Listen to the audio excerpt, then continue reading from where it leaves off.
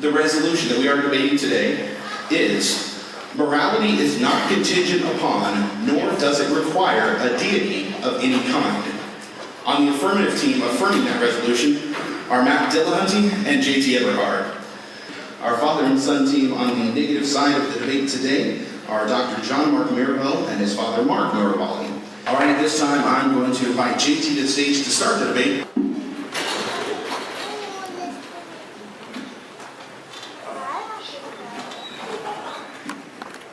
How do we resolve questions of what we ought to do? And how do we determine if we ought to change the oil in our cars? Well, it's pretty simple. If you want your car to run, you ought to change the oil in your car. But what if you're testing the effects on engines that don't have enough oil in them? Well, then you ought not to change the oil in your car. But it pretty much all boils down to what we want. If you want to be clean, you ought to take a shower. If you want to attract flies, you ought not to take a shower. And this is true even of our various religions. This is why a lot of monotheistic religions create a heaven that everybody wants to go to and a hell that nobody wants to go to. Otherwise, how could you appeal to me that I ought to obey the Ten Commandments? Because what if I determine that hell's where the party is, and then it sounds boring? What if I want to go to hell? What ought I to do with regards to the Ten Commandments then? Well, obviously, if I'm going for what I want, I should disobey them. So in order to determine what we ought to do morally, we need to figure out what desire moral commandments satisfy in us. And I think it's a pretty easy one. We all want to be happy. This is why we all have jobs we hate, right? Because we're happier having a roof over our heads and foods in our mouths than we are waking up and going to work every day. So just like we acknowledge that if we want our car to run, we ought to change the oil, once we realize that we want to be happy, then it's time to start insisting that we and our neighbors live in particular ways that maximize our happiness, assuming they want to be part of our society. And once we make the baby step toward deciding that living in a world where people don't regularly kill their neighbors and rape their pets and steal their pornography, when that world is better for us to live in, then we immediately have all the motivation we need to conceive of moral rules, i.e., I won't steal from you if you won't steal from me. Now, a possible objection to this is, whose happiness do we maximize? What would I say to the person who says they'd be happier stealing a stereo than not stealing the stereo? And what I'd say to them is that we share happiness and sadness, and happiness is maximized by living harmoniously. We look no further than our reaction to the Boston Marathon bombings to realize how happier we are working together and not doing harm to one another. What's more, smiles are contagious, right? And we cry at movies, or at least I cry at movies, and we're repulsed by blood, suffering, and horror movies. And nobody thinks for a minute that these represent real human suffering, and yet they affect us in very real ways. This should confirm that to an extent, we share the emotional states of other people, and that our own happiness is dependent on ensuring that other people are happy and don't suffer. What's more, countless studies have shown that people who steal or otherwise do harm to their fellow humans are actually less happy. So to the person who says they'd be happier stealing the stereo or committing mass murder than racing New England, I'd simply say that people can be wrong in their assessment of what will make them happiest. I mean, every person in this room has probably experienced this. I thought I'd be happier going to prom. Wrong. And in this case, objectively, the people who say they'd be happier disregarding things like the Golden Rule and other sound moral precepts are probably wrong, and would realize this if only they had a broader basis for comparison. I'd also tell them that if you repeatedly harm other human beings, you run the risk of being ostracized from society. And this is what happens to people who are dangerously bereft of empathy. But being part of society makes you happier, objectively. I mean, think about it. Do you like the benefits of other people's minds, like cell phones and grocery stores? Good! Then you realize that your happiness cannot be maximized without being part of society at large, and that teamwork is objectively better for living a happy life. Which leads me to another possible objection. Without God, our morals are subjective and just a matter of mere opinion. To this I'd say that just because we don't have the means to maximize human happiness completely figured out, doesn't mean that questions of human happiness are subjective. Take something like chemistry. The interaction of different elements is about as objective truth you can get about the nature of the universe. And in order to realize that, we come up with something like the periodic chart. However, the periodic chart has gone through several different variations over the years, not because the nature of chemistry is subjective, but because our understanding of it gets refined over time. Well, moral rules are the same way. The fact that we're still refining our understanding of what makes humans happiness doesn't mean that the assertion that giving a sandwich to a hungry person is not objectively better than, say, setting them on fire. Exaggerations like this show that we can tell the difference between what makes someone happy or sad objectively. And all we do from there, all we've ever done from there, is just refine, refine, refine. Not only does this system require no appeal to God, it would make no sense to give God the credit for this system even if you tried. If moral rules are conceived by people from different cultures without supreme knowledge about what maximizes human happiness, then we'd expect some disagreement about what the moral rules should be. However, if God created moral rules, we'd expect there to be much more agreement on them, since he could have made the moral facts of the universe as undeniable to us as the fact that gravity exists. Why would a God create moral rules he wanted us to follow, and then leave us so confused about what so many of them are? What's more, compassion-based morality exists quite clearly in other animals. Take piranhas, for instance. Bloodthirsty is all hell when they're feeding, but they don't eat each other. Another example would be in 1964, Jules Masterman ran a study with rhesus monkeys, where he put a bunch of rhesus monkeys into a cage and arranged it so that in order to get fed, they had to pull a lever that shocked one of their cage mates. Some of these monkeys went up to 14 days without food, just so they wouldn't harm one of their cage mates. Now, these animals don't believe in God, so there must be something in their neurochemistry that motivates them to care about compassion.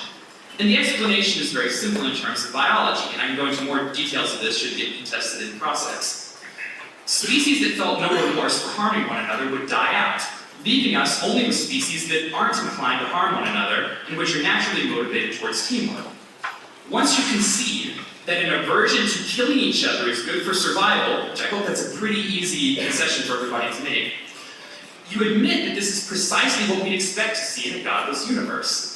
But it makes no sense to credit God for natural processes like evolution by natural selection, which require no appeal to God at all. And also, if a God exists, it has given us tendencies that compete with what makes us optimally happy. An example would be being out of shape objectively makes people less happy.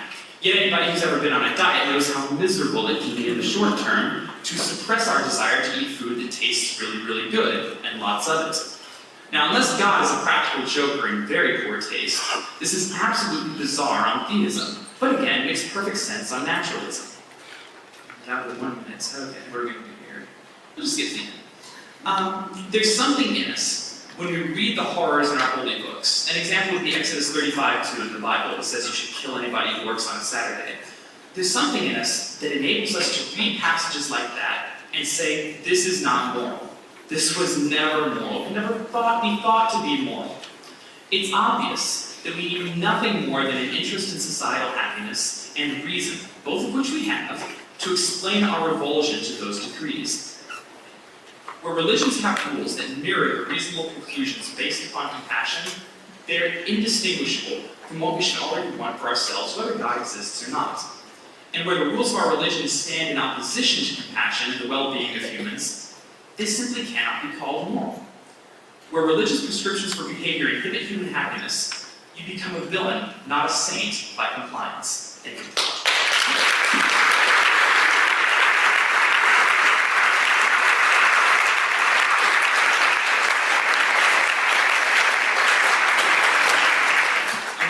My background's in music, so I'm going to get like musician on stage pose here.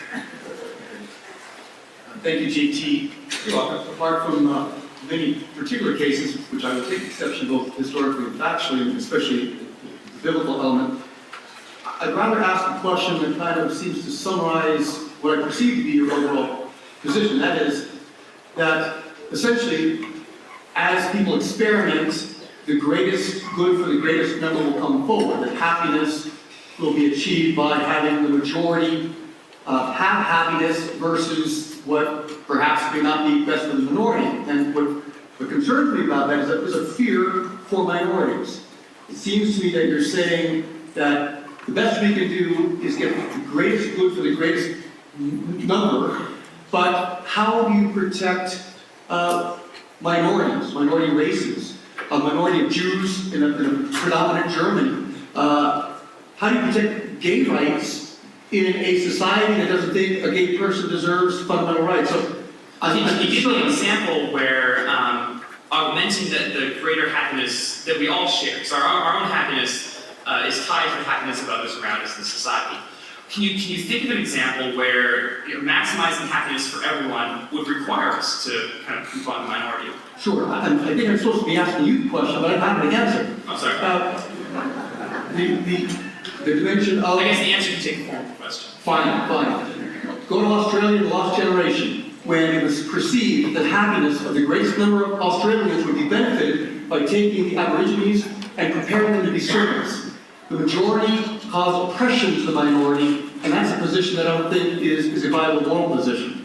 Okay, now you're saying that in Australia they thought that taking the Aborigines and suppressing them would augment human happiness. I realize that can be asserted, but can that really be defended as something that makes society better by suppressing a minority? I mean, look at all the tyrannies in the history of humanity where we suppressed the minority. How did slavery work out? How did Xerxes' suppression of minorities work out? It wound up with his rebellion and death. Whenever we repress minorities, we wind up with rebellions, we wind up with a discordant, inharmonious society. And I would argue that even though it can be asserted that that would maximize human happiness for everybody, that it can't be defended at all.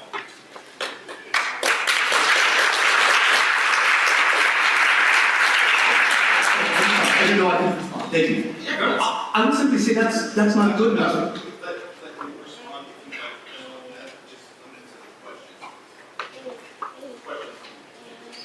Okay, so let me put it in a form of a rhetorical question. You've done this before. It seemed to me that you're not protecting the atheist or the theist when you are saying that eventually we'll get past killing Jews, eventually we'll get past doing what we did to the minorities in Australia. And it would seem to me that that's not a valid moral principle that defends the personal good of the atheist or anyone else. I'm not saying that we'll ever get past that, because I don't know what the future brings for humanity. What I am saying is that anybody who is asserting that doing that maximizes human happiness, it can't defend it. Obviously it creates discord in societies. And what's more, even if I can't quantify the amount of human happiness, that doesn't unmake the argument that trying to maximize human happiness is what we ought to be doing.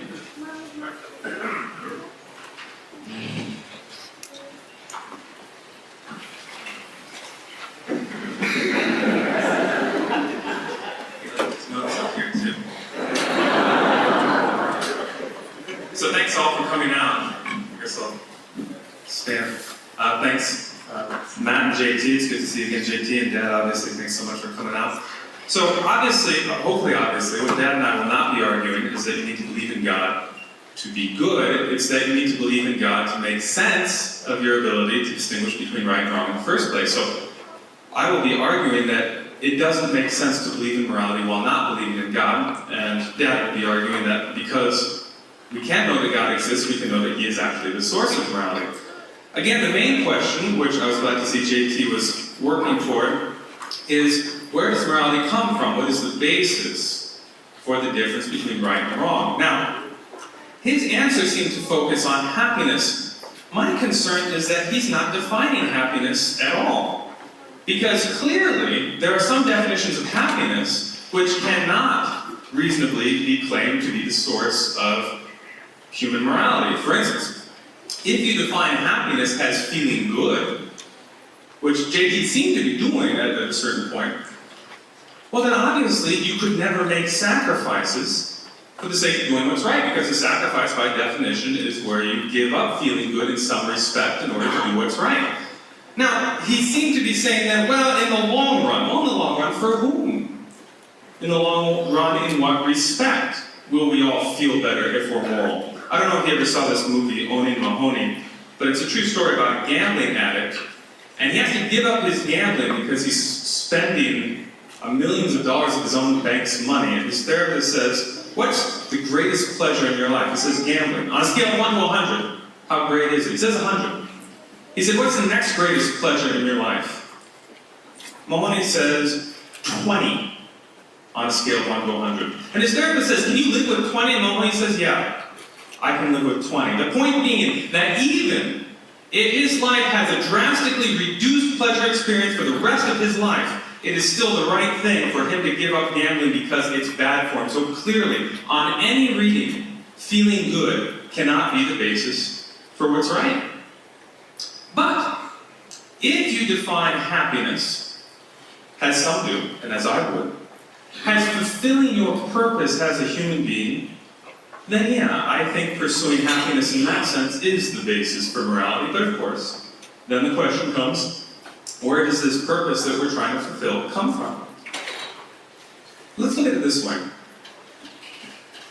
We recognize that what something is supposed to be or what it's supposed to do depends on the purpose it was given by the one who made it. Such that if something hasn't been made by someone for some purpose, there's no way to say what it's supposed to be or what it's supposed to do. And I'll give you a couple examples. My son likes to paint, but he's only 5, so I can't always tell what it is he's painting. So suppose I go into his room and I see a piece of fresh paper on his desk, and it's got, a piece of paper on his desk, and it's got fresh paint on it. I might say, oh, what's this supposed to be? Which is what I usually say when I see fresh paint on his paper. And he might say, well, actually, Dad, I spilled that paint by accident on the paper, so it's not supposed to be anything. Because he didn't make it with some purpose, it's not supposed to be anything. Or suppose I'm out sawing wood in my shed, and my son comes out and he says, Dad, what's all this sawdust for? What's this sawdust supposed to do? What are you supposed to do with all this sawdust? Now, of course, the sawdust is an unintended byproduct of some other process. So I would say, actually, it's not really for anything. You're not supposed to do anything with the sawdust, so you can do whatever you want with it. You can use it for your gerbil cage, you can use it for kindling, you can mix it with milk and serve it as cream of wheat to beavers, I don't care. That was weird, but it was all I could come up with, I'm sorry. The point is, because I didn't make it for some purpose, there's nothing it's supposed to do. Okay, but now apply that to morality. Morality is where we talk about what human beings are supposed to be versus what they're not supposed to be, what human beings are supposed to do versus what they're not supposed to do. So, apply the principle. Unless human beings have been made by some person for some purpose, there's no way to answer the questions that morality poses. There's no way to talk about what people are supposed to be versus what they're not supposed to be. There's no way to talk about what they're supposed to do versus what they're not supposed to do. The only way to make sense of the whole moral endeavor is to say, yeah, we've been created by someone with some goal in mind. That's a universal principle. And if Matt and JT disagree, here's the challenge. Find a counterexample. Show me something where we talk about what it's supposed to be versus what it's not supposed to be. Where we talk about what it's supposed to do versus what it's not supposed to do, even though we know it hasn't been made by some person for some purpose. Like I said, I don't think they're going to be able to come up with that example. But then, human morality, which is speech about what human beings are supposed to do versus what they're not supposed to do, what human beings are supposed to be like versus what they're not supposed to be like. That speech implies that we have been made by someone for some purpose. Morality implies God. Without it, moral speech just doesn't make sense. Thanks so much.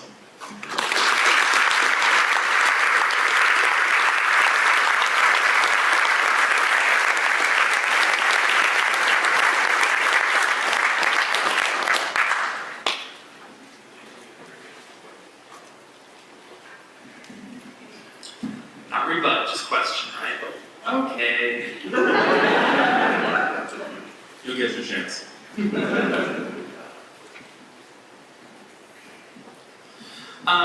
You claim that human beings have a particular purpose. Can you demonstrate that I have any of the purposes that you claim?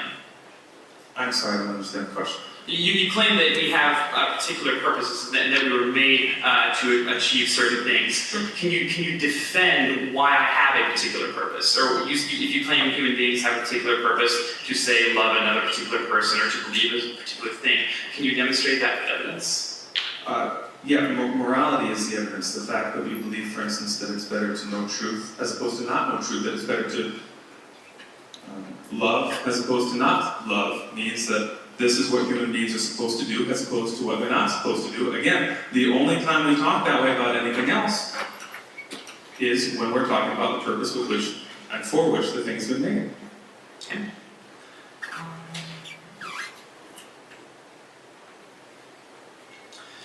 You said that purpose is derived from having goals in mind.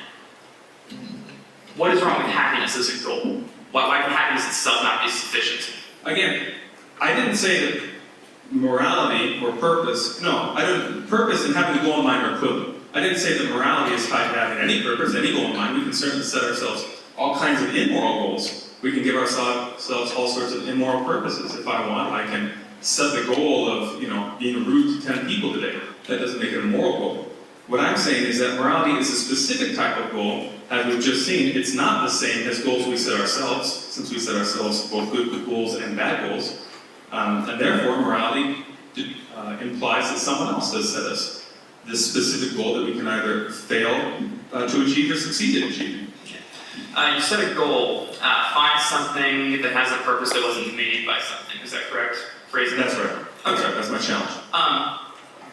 If I can point to something, hypothetically, that is completely explicable through natural means, i.e. mindless forces acting upon inanimate objects, would you accept that as something that was not made by a being? Yeah, two problems with that. No, one is you haven't proved that, for instance, a rock or a tree isn't made by someone. And secondly, typically we don't talk about what a rock is supposed to be versus what it's not supposed to be.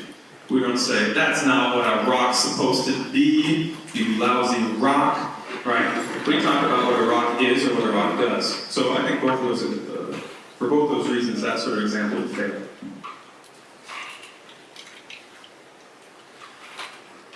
In your example of the gambler, you said you gave up 100% in the short term for 20% in the long term. Do you feel like you're glancing over all of the misery that went with the short-term gambling that might lead to his pursuit of longer-term happiness? Yeah, what I think is very clear is that if you go to him with a calculus of what feels better versus what doesn't feel as good, he would say, that's not why I'm doing this. I'm doing this because it's wrong to pursue this lifestyle. I think moral people would give you that answer across the board. And he would say, right, because he may die the next day, and still it's the right decision, even if he never kind of totals out in pleasure on the long run. Thanks.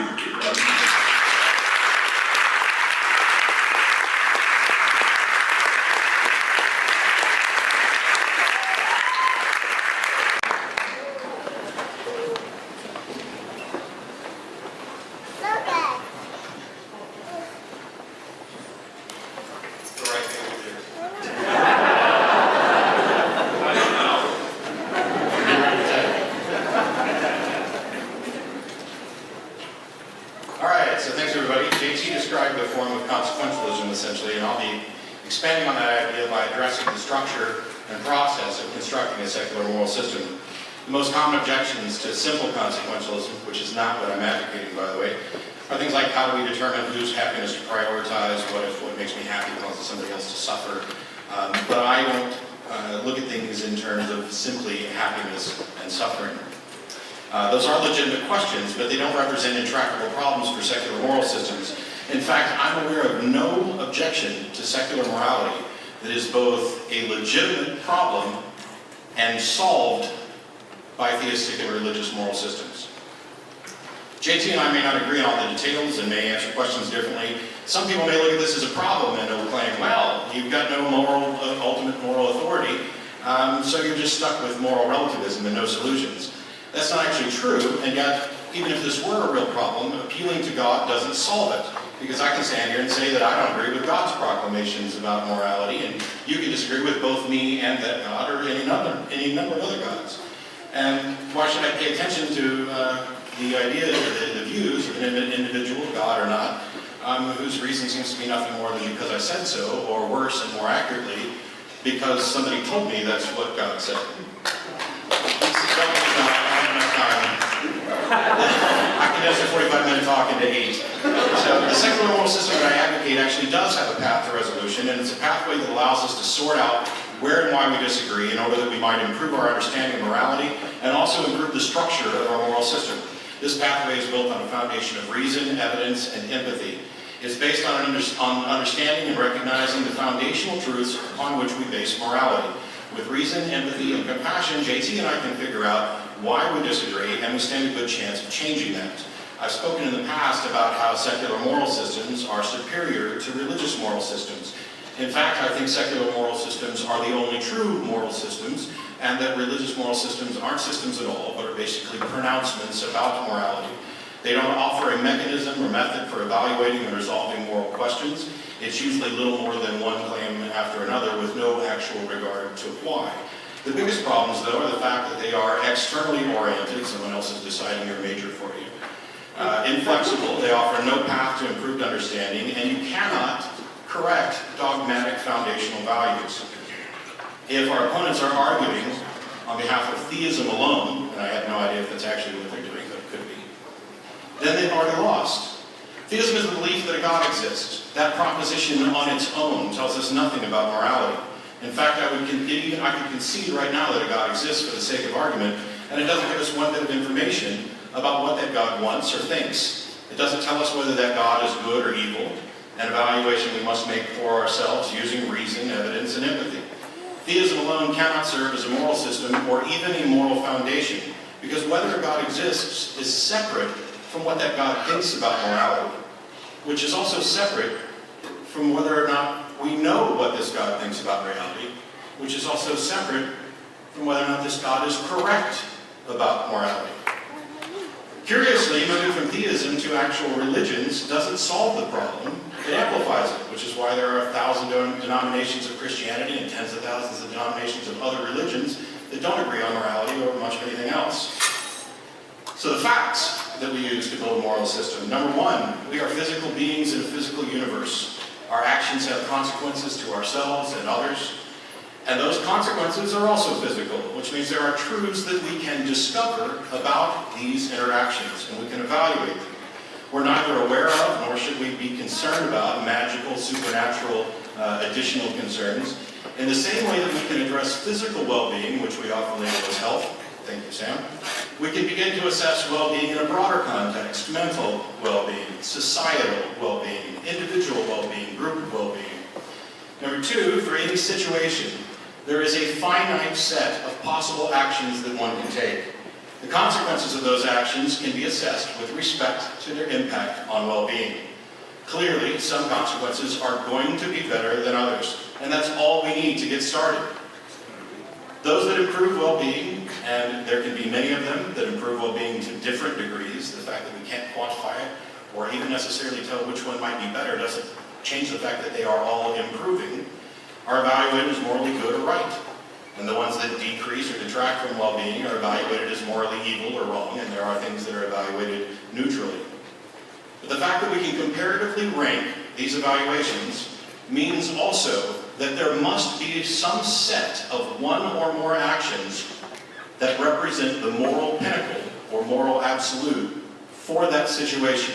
Not for every situation. I'm not talking about an absolute, universal absolute, but for that situation. And that's the level at which we discuss things. We strive to compare similar situations. We compare the consequences of our actions to the values that we base on improving well-being, and we leverage that information to make it easier to address similar situations in the future, creating a complex mesh of moral framework. But what about the values that we're assessing them with? Why those values and not others? Morality, as I use the term, is about well-being. It's not about, nor does it require, an externally intended purpose, and any more than our health requires a purpose. It's simply a fact about who we are in the universe in which we live. If someone means something else by the term, then we're clearly not talking about the same thing. I'm interested in well-being. And I'm convinced that the normative use of morality in conversation, because I don't have a bunch of degrees, is that morality points to well-being. That's all that we're all really talking about when we talk about this term. Defining morality as what God wants, or in accordance with God's nature, is simply cheating in an unsupported assertion, and it means that you're talking about something other than what I'm talking about. You can actually,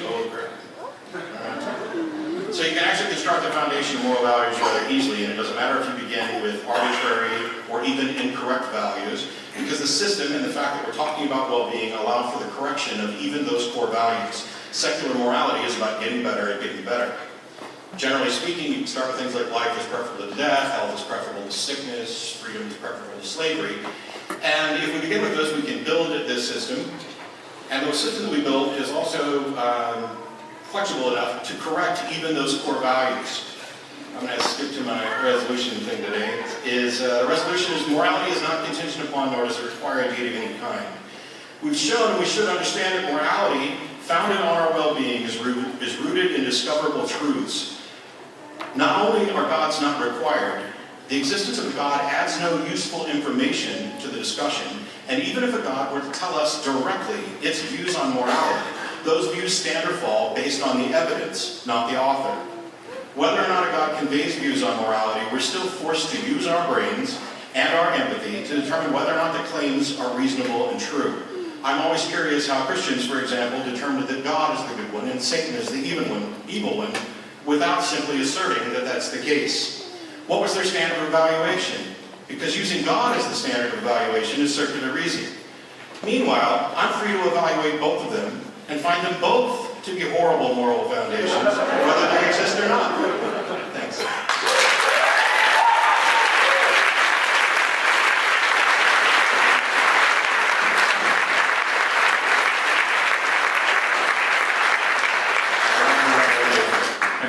Hey, everybody can hear me? Yeah? Good. So you mentioned real briefly, actually just mentioned, reason and compassion. I would love to hear you define reason. Define reason. Reason is a process of thinking that conforms to the logical absolutes that are the foundation of rational thought. Okay, so anytime you know something true, you're reasoning? No, well, now we're into discussions about whether or not I actually know or I'm just claiming that I know.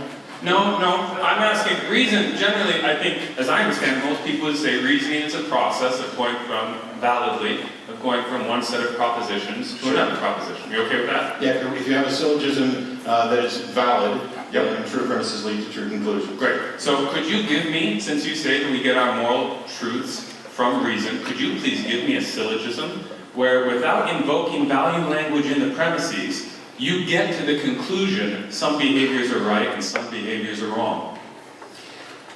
Could I give you, construct and apply a syllogism to do that? I mean, well, you said it comes from reason, so presumably you can show me how. Sure. Whether or not I can actually construct a syllogism on the fly for that is another question.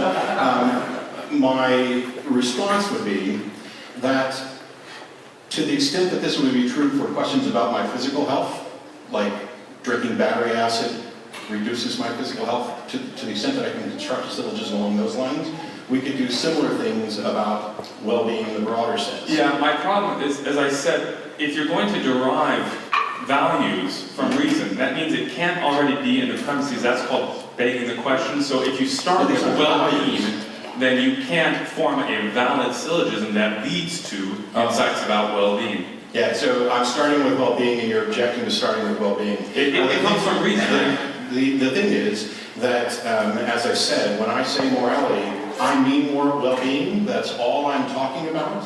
If we can't agree that it's about well-being, then we're going to continue to talk about, and we're never going to be able to talk about the same thing. No, that's not what I mean. What I mean is you're saying morality comes from reason, but you're also saying that what comes from reason comes as the term of a valid reasoning process. We agree on that. So please show me how you get morality, aka well-being, as the term of a syllogistic or any other validly rational process. Well, if you're going to deny that I can use well-being as the foundation, then I can't. You were the one who denied it because you said that our sense of well-being comes from reasoning, which you admit. No. I'm asserting that morality is about well-being, and that we can then reason beginning with the agreement. Oh, good. Okay, good. So you're saying we start with well-being, yes, and then we get to good. So where do we get that premise? Where do we get the premise of well-being? How do we know what counts as well-being versus what doesn't, since now we know it is not derived from reason?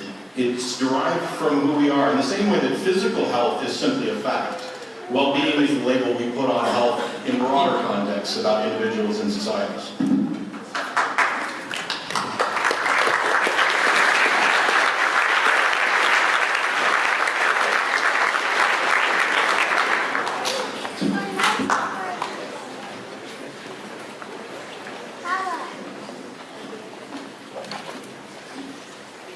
I'd like to begin by thanking, of course, Matt and JT and Adam.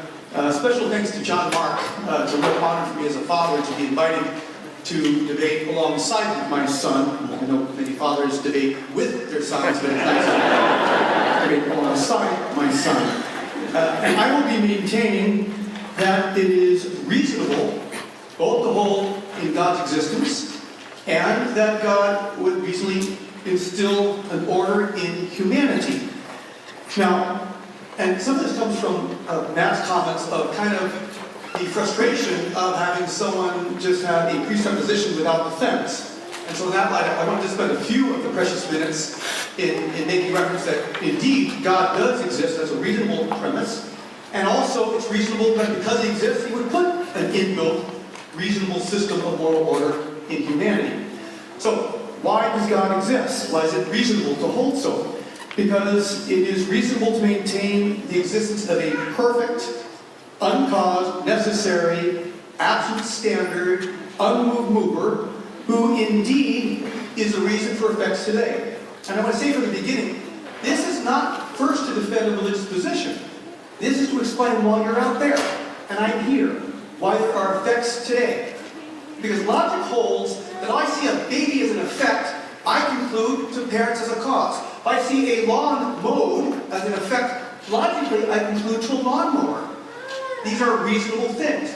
It's also reasonable to maintain ex nihilo nihil. From nothing, nothing comes. You can't get something from nothing. That's also reasonable.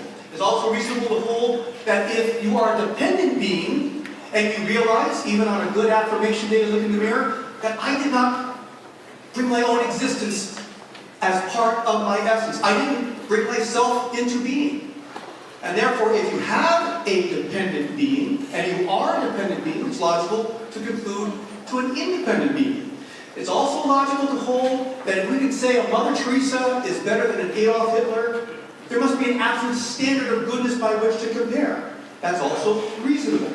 So I would hold to the reason of an uncaused cause, an unmoved mover, a designer, an organizer, an independent being, and a being that is the standard of perfection. Now I would also hold that it's reasonable that this being that did give order to the universe also gave order to the high point of the universe, which is the human being. It would be illogical, I would hold, to say he stops with the order of the universe, with the orders of the human body, with the orders of nature, with instinct in animals, but when he comes to the high point, a creature that has an intellect and a will, he's not going to give an order. And so I would hold whether you call it a conscience, an inner voice, and I know Matt, I think previously mentioned the voice thing as a problem. Let's just say an inner directive to do good and avoid evil. Whether it's natural law, which says, indeed, human beings do have an order and it's been universally recognized in a fundamental way to do good and to avoid evil. I'd also say to have the premise that order comes from chaos is illogical.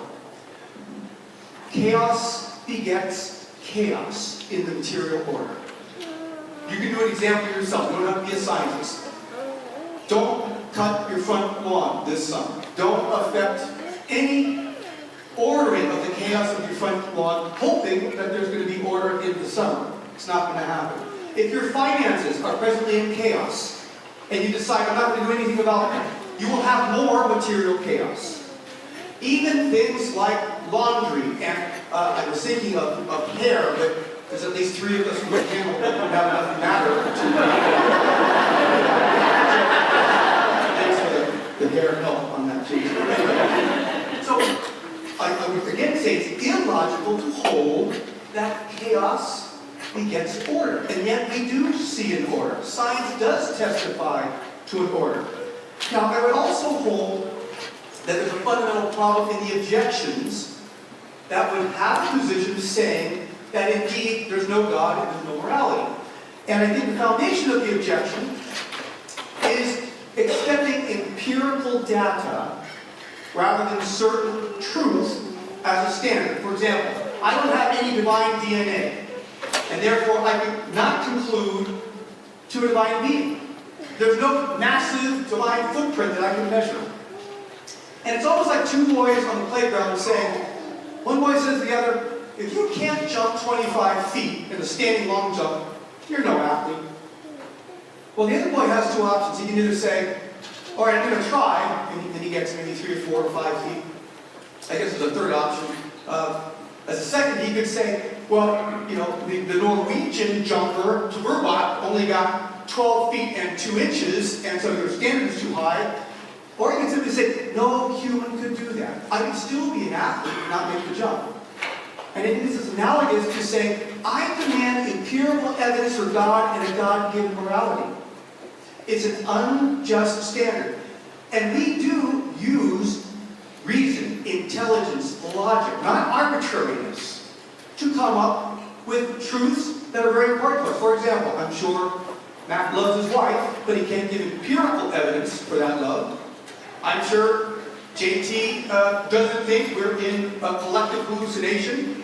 Somebody said you might use Matrix, but I'm too old to understand the Matrix speak, so that we're not all under collective hallucination. That cannot be empirically proven. So let's be clear. A mathematical, scientific, empirical standard for truth is a false standard. And we don't, for example, what lab experiment tells you that rape is evil? What mathematical equation tells you that wrong and torture occur? These are certain truths, important truths, and we don't have reason. So let me end with just a brief account. Let's say you have a 7-year-old boy talking to the mother. He goes up to his mom and says, Mommy, prove to me that you love me. And the mother's patient and says, well, honey, I can't prove it the way you're asking me to prove it, but look what I do for you. I love you. I care for you. I nourish you. I'm always there for you. So I'm here. I do care, and I love you. The little boy says, not good enough, Mommy. Prove it. And the mother says, sadly, honey, I can't prove it the way you want. But I will tell you, I am here for you. I care for you. And I love you. And I hold the same for God. It's reasonable to hold. He is here for us. He does care for us by instilling a moral order that's been universally granted, and that He loves us. The last part is just my belief. The rest is reason. Thank you.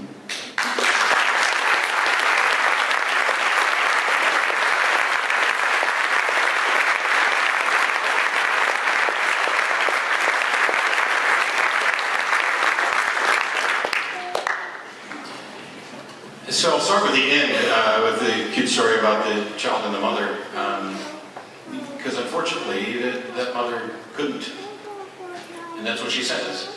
I can't prove it to you in the way that you're asking. Why isn't it God can't? Okay. There's a difference between God can't and God won't. Mm-hmm. But let's start with our premises, because I appreciate the previous debates that you want foundations, you want presuppositions, so I want to give those to you.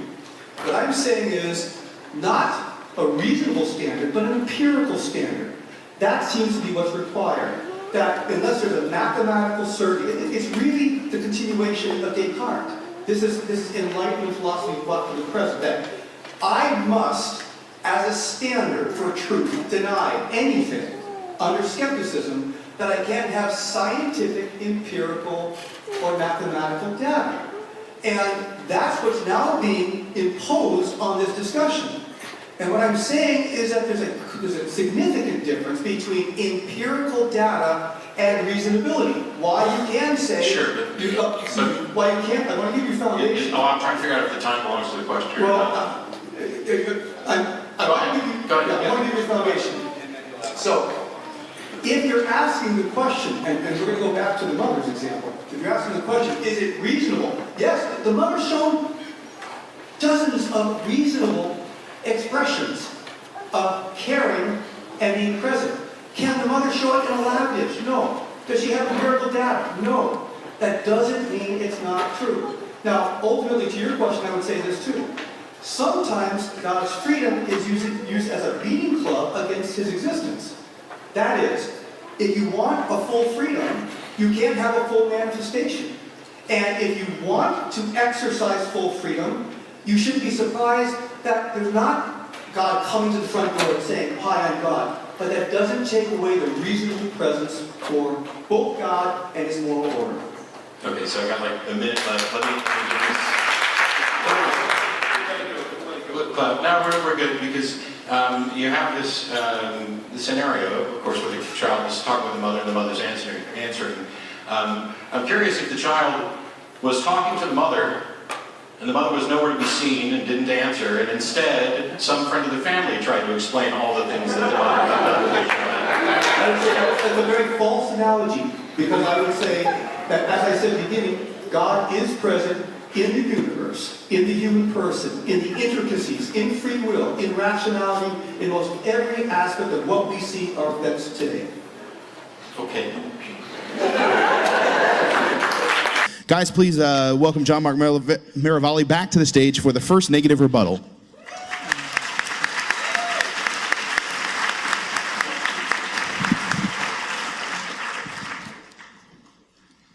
All right. Good. So again, the question was, as I see it, where does morality come from if not God? Again, I don't think I've heard any strong answers. Now, here's one thing that really has to be ruled out very quickly that people will do. I call it the value language synonym game.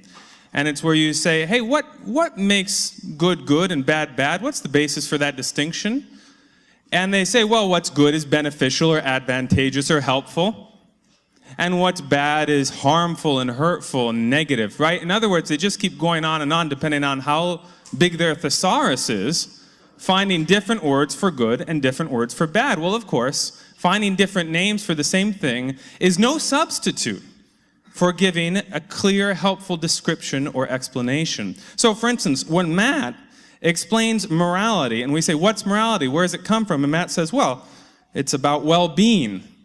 Okay, well, what determines well-being? Well, it's about good consequences. Well, there's good again. There's well in well-being. It's about getting better at better. Well, my goodness, there it is. Value language synonym game at its finest. That doesn't answer the question. Compassion. Does compassion answer the question? No, it doesn't. As anyone who's seen that old movie, Arsenic and Old Lace, can tell you.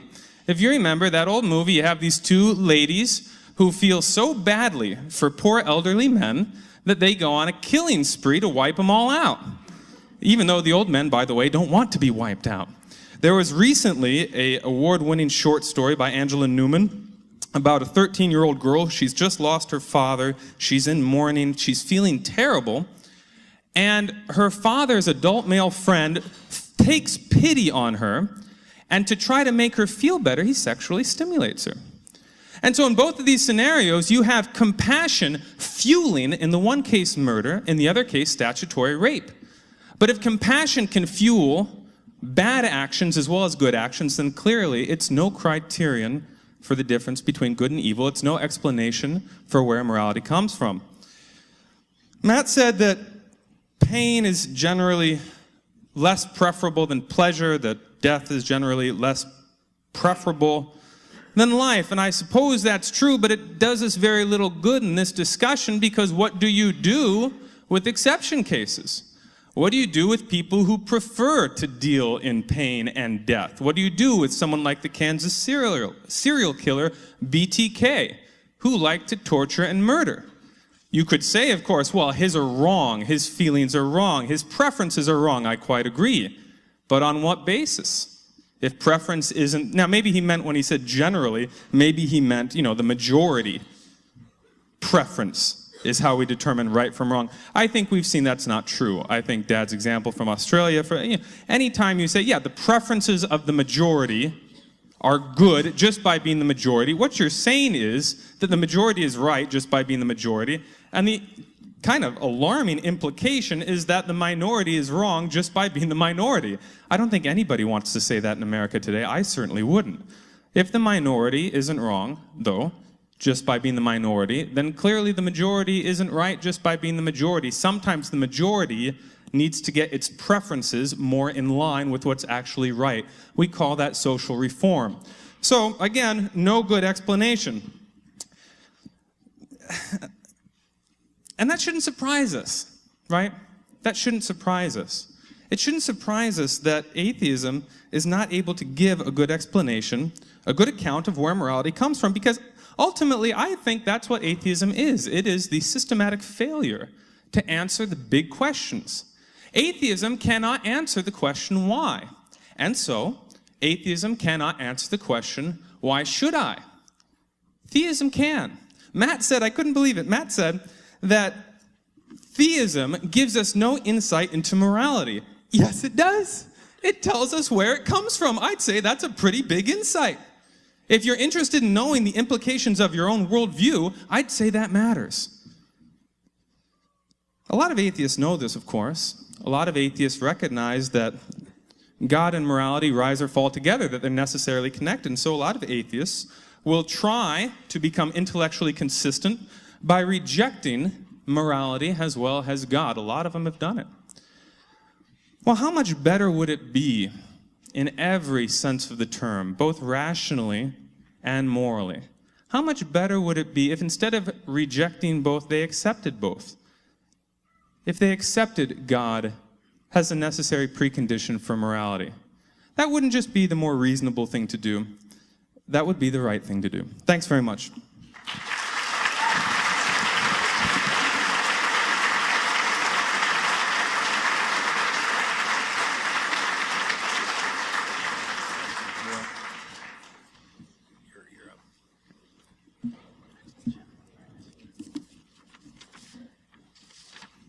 Quick question. I can go after both of their openings, right? Yes, absolutely. Awesome. Yeah, you're rebutting the team, not an individual. All right. In his opening, John Marx said, a definition of happiness as feeling good doesn't work. And this is why he said so. You could never make sacrifices. Not true at all. All you have to do is realize that you would rather sacrifice yourself than go on living having not made that sacrifice. All you have to value is courage over life. And at that point, it makes complete moral sense under the system I provided. He talked about the gambling analogy, where he said the gambler gave up 100% happiness for 20% happiness. And he said that ask a gambler and they'd tell you they were doing the right thing. What do you think gamblers say when they check themselves into rehab? Are they there because they're doing the right thing or because they've hit rock bottom? Let me help you out with that. You cannot check another person into a gambling rehab center because they have to check themselves in because they won't take someone unless that person has hit rock bottom. So to tell me that a gambler gives up happiness just because of some arbitrary moral rule out there when he'd rather be happy, it's an incoherent concept. It doesn't even make sense.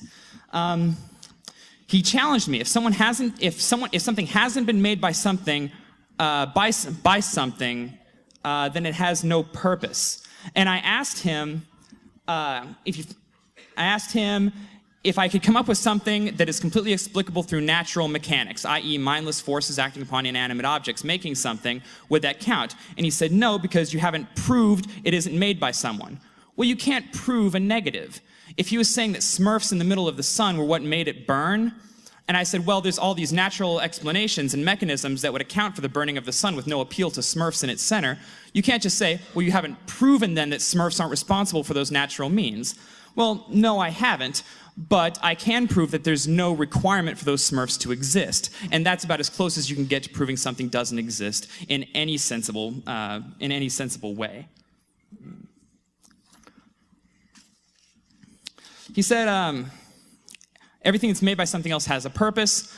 I am the product of my parents. My parents made me. Sex. It happens. But the purposes they tried to ingrain upon me are not necessarily my own. That's the beauty of living as an autonomous person. I determine what is purposeful in my life. If I want to look at the stars and learn about them, it doesn't matter what anybody else, any God, any human being wants of me. That has value to me, and therefore it's a purpose in my life.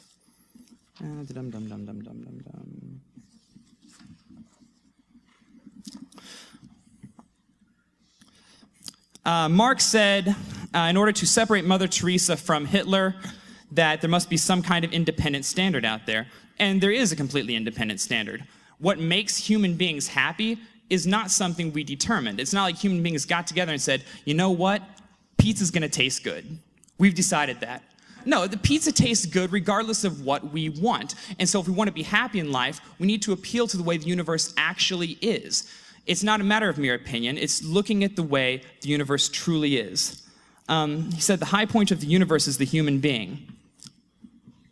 Do you know how many things God made before human beings? Every star, every galaxy. He made cockroaches before human beings.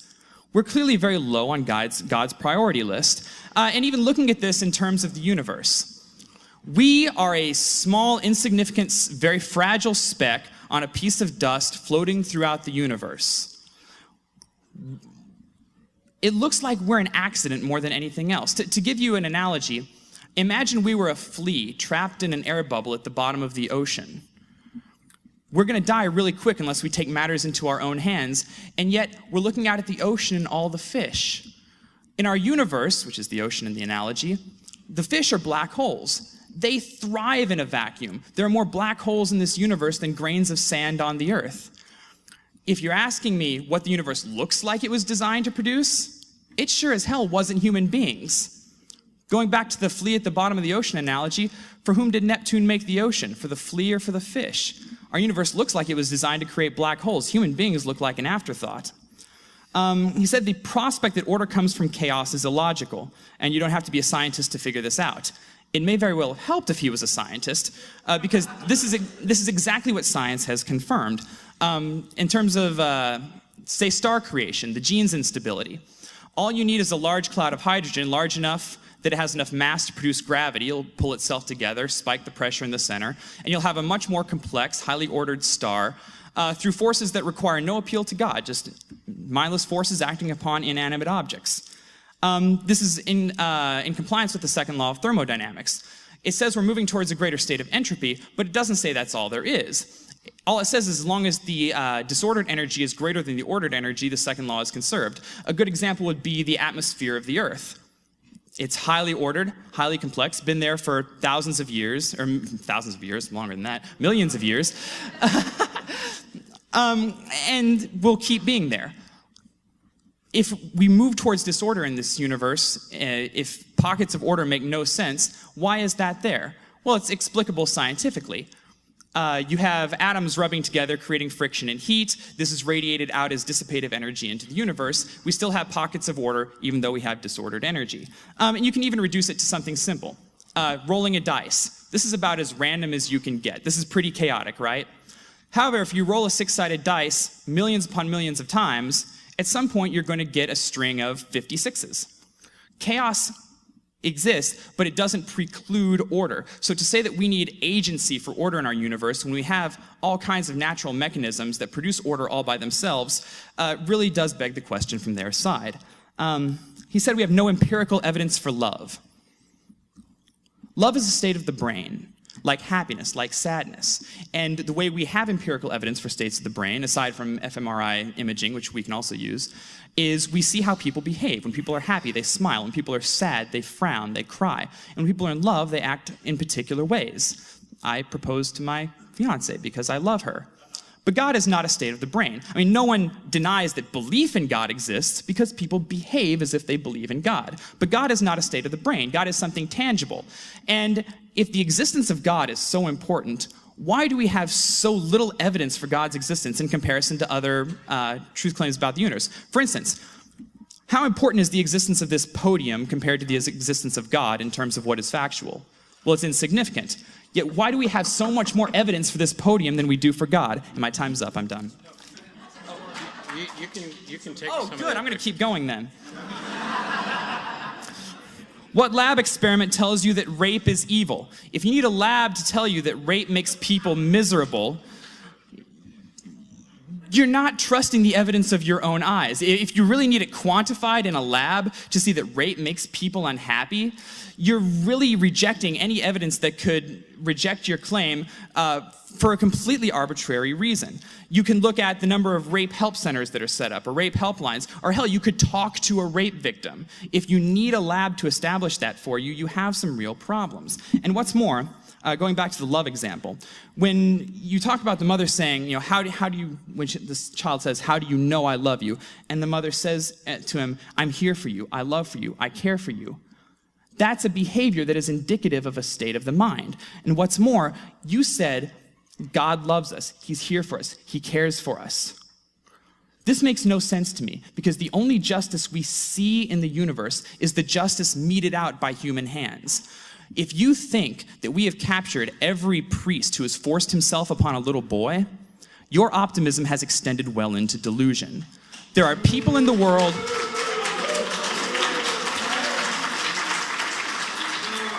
There are people in the world right now who have committed atrocities who will simply never be caught.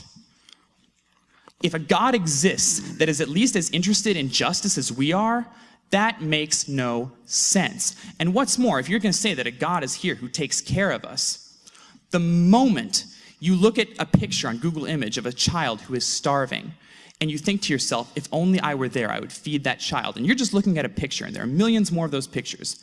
You're talking about a God who is right beside every single one of those children, who could feed every single one of them.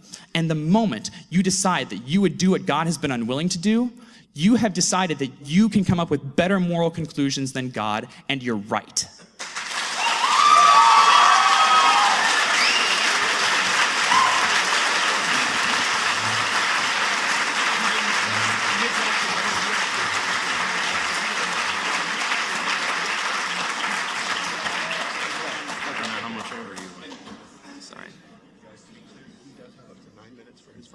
That is how much is left of your book. I mean, you could go up to 8 minutes on your, or sorry, 7 minutes on your final speech, if you need it, okay? Sorry. Okay, I'm going to begin, as I had checked over with Adam before. I have new material in the rebuttal as well, but then, of course, Matt will have the opportunity to respond to it. Let me start by saying I thought it was rather impressive to hear JT talk about God creating things. I thought that was a breakthrough.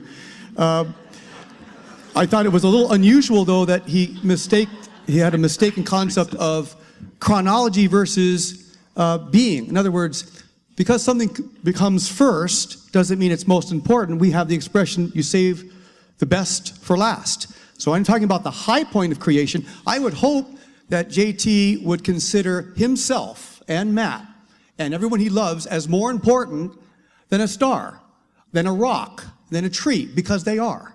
And I'm the first one to acknowledge that. Now, I also want to say that as neither Matt nor I, or JT in this case, excuse me, are scientists, we're both coming from that premise, but I do want to address this concept of a star, that because a star has an ordering system that can increase, that necessarily concludes that it comes from the star. That's like in a previous conversation, JT used the example of a computer. That a computer, it's obvious that computers are intelligent because computers can think on their own. I would say, well, Bill Gates would have something to say about that, I think. I think also anybody who knows about a computer says a computer doesn't build itself, it doesn't program itself, it doesn't operate itself. You don't ask a computer information or even advice about dating or other things that are rather important because it's not intelligent. So because you see an order doesn't presuppose that you've proven that the order comes from the object. In fact, logic says order indicates one who's designed the order. Now, I want to go to 3 elements that I think in this effort for empirical, again, I think JT misunderstood my point entirely. I am saying that it's inappropriate to use an empirical standard for truth. So when you gave the examples of if you have to, if that guy needs a lab experiment to know that rape is wrong, I'm very sure rape is wrong, my friend. I've got 5 daughters, and I'm sure rape is wrong. My point is saying you can't expect an empirical standard for that, which is what you were requiring. That was my example. Now I want to go to 3 areas in some effort to provide some empirical data that's relative to this question. Area number 1 is major modern atheists on our subject today. Do major modern atheists think that you can have a morality with God, without God? Some of the founding fathers, but also some of the leading proponents of atheism have answered with a lot of integrity, no. Marx, Nietzsche, Bertrand Russell. In fact, what Nietzsche said in his famous book, Thus Spake Zarathustra, is, God is dead and I'm worried. I'm worried that the whole global moral system is going to fall to shambles. Now that's wrong, but at least it's honest. At least there's an integrity with that. So atheists in their major voice have said to today's question, no. Many of the major atheists and saying, without God, you're not going to have a morality. Second area, major modern atheists' definition of person. And I want to make sure that you get this accurate, so I want to read these quotes. How do modern atheists define you and me? And therefore, how are we supposed to treat each other? Because, of course, that's the basis, right? If you're a piece of trash, if you're a dog, if you're something to be removed, you don't expect a morality to protect that. Why? Because you're not worth it. So listen to the definition of modern atheists. The French de Maurier says, man is, quote, a fungus on a minor planet. Schoenberg, quote, man is a hairless ape. Sartre, man is a useless passion. Our own Oliver Wendell Holmes, man is no better than a grain of sand. If that's the case, how are you going to protect a woman from being raped? If she's no better than a hairless ape, fungus, slime, how are you going to get a moral system to say it's wrong to do this based on that definition? How are you going to stop kids from being abused? How are you going to stop sexual abuse from anybody, which is always intrinsically wrong, not based on some arbitrary God, but based on a God who gives an order based on the nature of the human being. It's not arbitrary, it's what protects humanity. Now, I also want to say in terms of stats, and again, this was dictated by an effort for getting as much empirical as we can. The last area are statistics regarding state atheistic governments. Now, these are objective studies. I encourage you to look at these. There's the Rommel study, which is the study of democide. How much death in what area takes place? You've got Johnson as a historian. You've got Barrett. You've got the very prestigious Paris-based Center for the History and the Culture of Communism, which are mostly atheistic societies presenting their own data regarding what is still the most commonly accepted moral wrong, which is murder. What do the statistics say? In the 20th century alone, when you combine 7 million of Lenin killing his own, when you combine 41 million of Stalin killing his own, when you add 72 million of Mao killing his own, when you add Angola and Zimbabwe and North Korea, what do you get as a grand total of state murders of their own people from an atheistic government? 180 million people in less than 100 years. Now, one would be quick to perhaps respond, yeah, but what about the Crusades? What about the Inquisition? What about the religious wars of the 17th century? Let's crunch the numbers on those, because that is something empirical. If you combine 8 crusades in 2 centuries, if you can combine the Inquisition of 3 centuries, and the religious wars of the 17th century, you put those numbers together, it is equaled by the 1975 atheistic cleansing of Cambodia, 1/3 of its own people. When you look at the historical experiment and you do the numbers, the experiment of atheism as a moral foundation to protect people fails. So we're not just talking about a handful of well-intentioned and perhaps inconsistent atheists saying, I do want to be good, and I want to help others to be good, and I want to protect people. We're not talking about that. We're talking about whether atheism can sustain a global moral system to protect individuals. And the historical empirical data says a resounding and a frightening no, it can't. And that's why less than 1% of all governments in the last 2,000 years have been atheistic based. Of that less than 1%, you have more state murder of their own than 2,000 years of Christian governments. So what's the goal? The goal is to eliminate wrong and personal injury wherever it is, to respect people, to see the inherent dignity. And so that leads us to the fundamental conclusion, and this is what I'd like to conclude you with. It's not that individual atheists cannot be good. It's that atheism is not good for individuals. Atheism doesn't provide either a world system or a personal system that defends an atheist, that allows an atheist to have the same rights and the same protection of personal dignity and freedom and brilliance and creativity that every atheist and every theist deserve based on their definition of person, based on the existence of God. And that's why atheists deserve better than atheism. Thank you.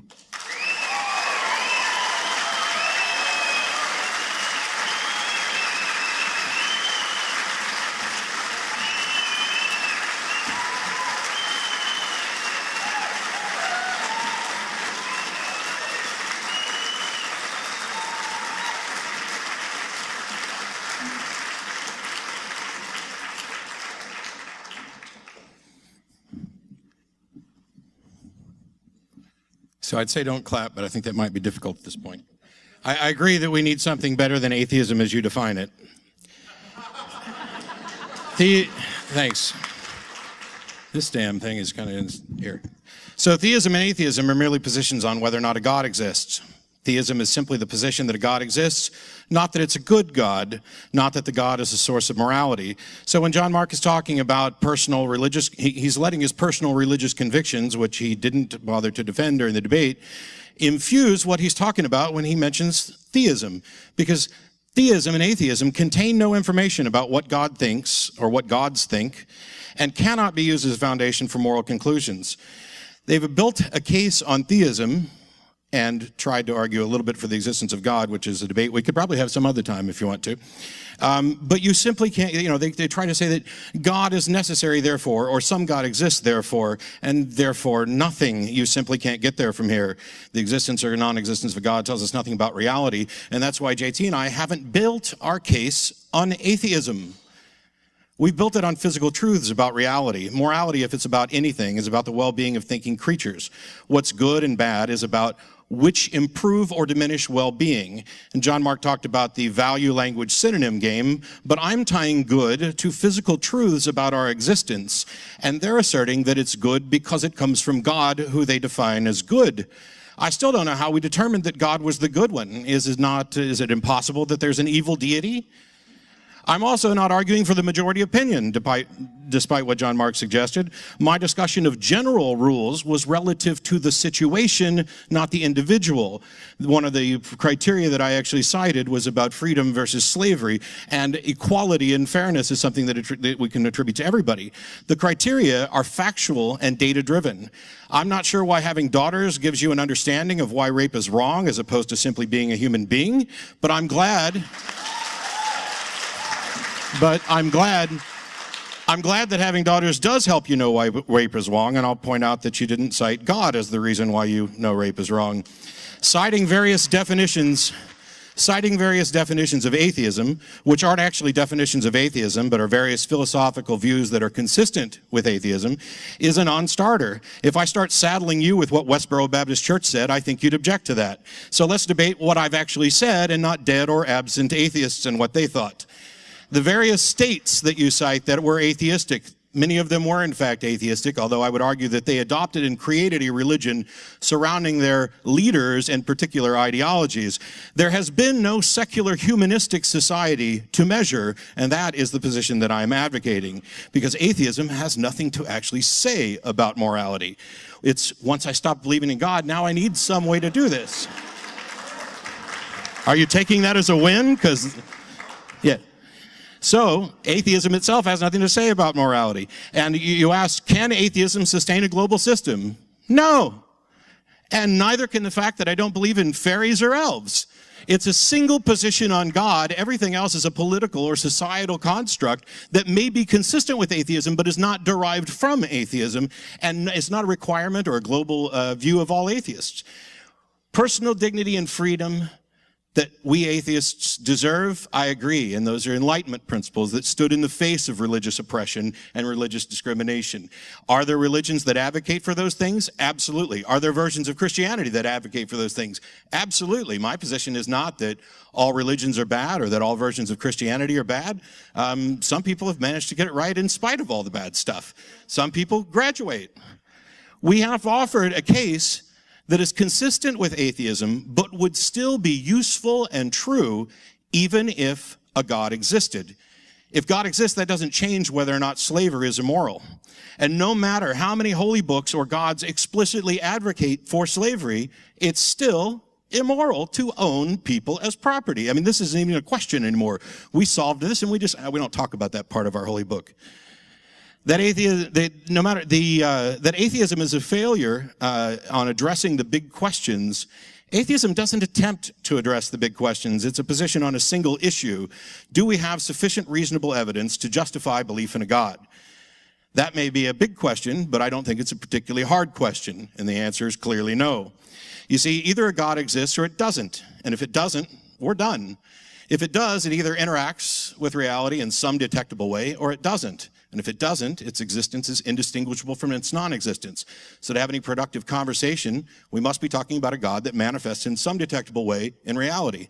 Meanwhile, theists are running around claiming to be little God detectors and talking about all the things that God does, which means we should be able to investigate and get measurable data to at least confirm that there are phenomenon, even though we cannot confirm a supernatural source. If the evidence for the existence of God was as demonstrable as the existence of my mother, or actually even as demonstrable as the existence of my mother's love, I'd have no issue here. That's just not the case. There was booing about the mention of child rape, and I'm going to steal something shamelessly from one of the co-hosts on my show and modify it. If I saw someone attempting to rape a child, I would intervene and do everything I could to stop it. While God seemed to sit by, close the door, and say, I'll take care of you later, maybe. Which makes me objectively more moral than those gods. And that's true for all of us. Morality is about us, the participants in reality, the people whose well-being is at issue. We need no external pronouncements from non-participants, and if those non-participant gods exist and have moral information to share with us, I will be happy to consider it, and it will still be accepted or rejected based on reason, evidence, and empathy. We are all using the same processes to determine what is good and what is evil, or if something qualifies. I'll consider all that information within the context of the secular moral reasoning that I've advocated. The idea that we would accept moral proclamations that violate good sense and evidence is absurd. Fortunately, all those proposed gods seem remarkably silent, though humans do profess to speak for them. But the value of those insights is determined without consideration for the source at all. Ideas, including moral pronouncements, stand and fall on their own merits, with no regard to the author of those ideas. No care at all about whether the author is a god or a garbage collector.